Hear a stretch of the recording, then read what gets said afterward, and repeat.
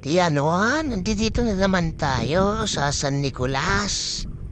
Tuwing napupunta ako rito, bilib na bilib ako dito sa hangang-hanga ako dito sa lugar na to.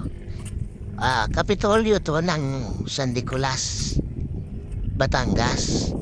Tapos ang likod to ng Kapitolyo mismo, pinagawa yan ni Mayor. Ang bait ng Mayor dito, parang tropa-tropa lang siya. Parang kala mo hindi nga siya mayor, parang tropa lang, barkada lang. Magaling siyang makisama.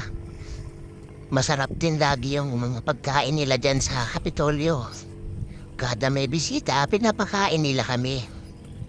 Ayun, kaya kami nagme-maintain ng rito, ng boya para sa water quality sensor nila.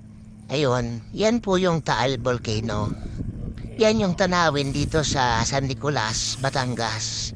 Sa likod ng Kapitolyo. Yan ang makikita mo pag nagpunta ka rito. Maraming pumapasyal dito mga tao na mamasyal, mga lovers, couples. Ganyan, magbabarkada. Nagpipiknik dito sa gilid ng Taal Lake. Yan, napakaganda naman kasi talagang tanawin. Lalo na pinagawan pa ng mga handrail na ganyan, stainless yan. Napakaganda ng pagkakagawa. Talagang pasyalan ito ng mga tao.